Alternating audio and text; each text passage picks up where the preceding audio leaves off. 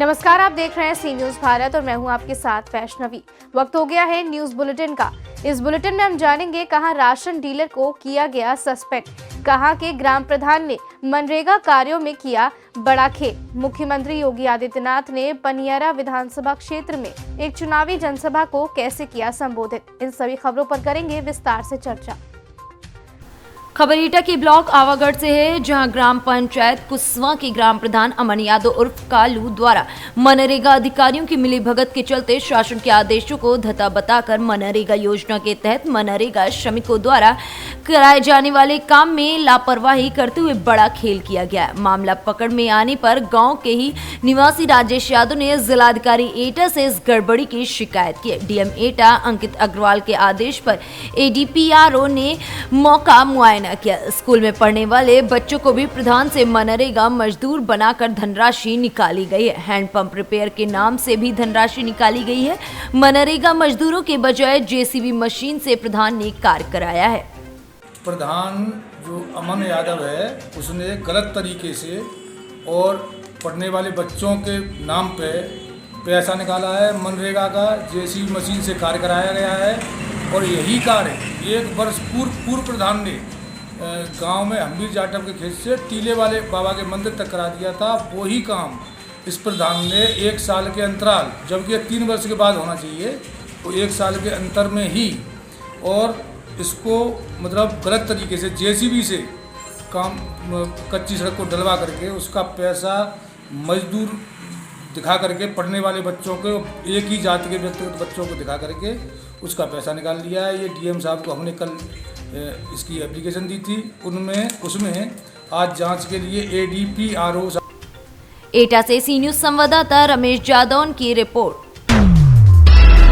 महाराजगंज जनपद की 5 विधानसभा सीटों पर छठवें चरण में आने वाले 3 मार्च को मतदान होना है। शाम 5 बजे से ही चुनाव प्रचार पूरी तरीके से थम गया। चुनावी प्रचार के अंतिम दिन मुख्यमंत्री योगी आदित्यनाथ ने महाराजगंज जनपद के पनियारा विधानसभा स्थित परतावल बाजार में भाजपा प्रत्याशी के समर्थन में आयोजित एक रैली को संबोधित करते हुए सपा, बसपा और कांग्रेस पर जमकर वो बरसे और भाजपा सरकार की विकास की नीतियों पर चर्चा करते हुए भाजपा प्रत्याशी को भारी बहुमत से जीत दिलाने की अपील की। जनसभा को संबोधित करते हुए मुख्यमंत्री योगी आदित्यनाथ ने कहा कि 2017 के पहले बिजली जाति और मजहब हुआ करती थी। मुहर्रम में बिजली आती थी लेकिन होली और दीपावली में नहीं आती थी। आज सबको पर्याप्त मात्रा में बिजली मिल रही है। जिस गरीब के पास बिजली लेने की क्षमता नहीं थी उसको मुफ्त में बिजली का कनेक्शन उपलब्ध कराने का काम किया गया है। कोरोना के कठिन समय में मुफ्त में टेस्ट और उपचार के साथ ही फ्री में वैक्सीन लगाने का भी कार्य किया गया है।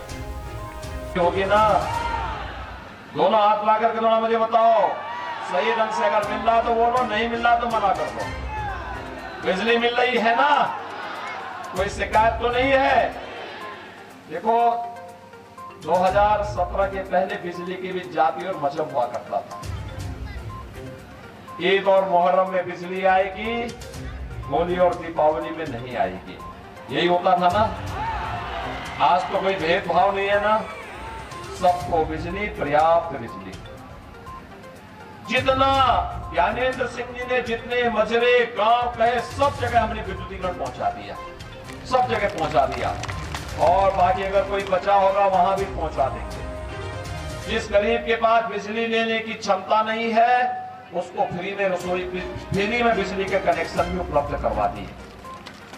और यही नहीं, कोरोना कालखंड में फ्री टेस्ट, फ्री उपचार, फ्री में वैक्सीन, मोदी जी ने फ्री में वैक्सीन दी ना। महाराजगंज से देव अग्रहरी के साथ अंगद शर्मा की रिपोर्ट। महाराजगंज जनपद की 5 विधानसभा सीटों पर छठवें चरण में आने वाले 3 मार्च को मतदान होना है। चुनाव प्रचार के अंतिम दिन जनपद के सभी विधानसभाओं में विभिन्न राजनीतिक पार्टियों द्वारा रैली एवं रोड शो निकालकर मतदाताओं को अपने पक्ष में मतदान करने की अपील की गई। भारतीय जनता पार्टी के राष्ट्रीय अध्यक्ष जेपी नड्डा ने आज सिसवा विधानसभा में भाजपा प्रत्याशी के समर्थन में एक जनसभा को संबोधित करते हुए समाजवादी पार्टी पर जमकर हमला बोला और उन्हें आतंकवादियों का सहयोगी और गरीबों का अन्न छीनने वाला बताया। जनसभा को संबोधित करते हुए जेपी नड्डा ने कहा कि समाजवादी पार्टी के मुखिया कहते थे कि मोदी और बीजेपी का टीका है, इससे मत लगाना, लेकिन चुपके चुपके बाप और बेटे दोनों ने टीका लगवा लिया। लेकिन कोई फोटो नहीं खिंचवाई। उत्तर प्रदेश की जनता को गुमराह कर दिया कि मत लगवाना टीका, ये ठीक नहीं किया। उत्तर प्रदेश में 22 करोड़ की जनता ने पहला टीका लगवा लिया, वहीं दूसरा डोज 80% लोगों ने लगवा लिया है। ये मोदी टीका है, ये बीजेपी का टीका है, इसको मत लगाना, इसको मत लगाना। और चुपके चुपके दोनों ने, पूज्य पिताजी ने और अपने खुद लगा लिया मोदी टीका, चुपके चुपके। कोई फोटो देखा अखिलेश जी का टीका लगाते हुए है?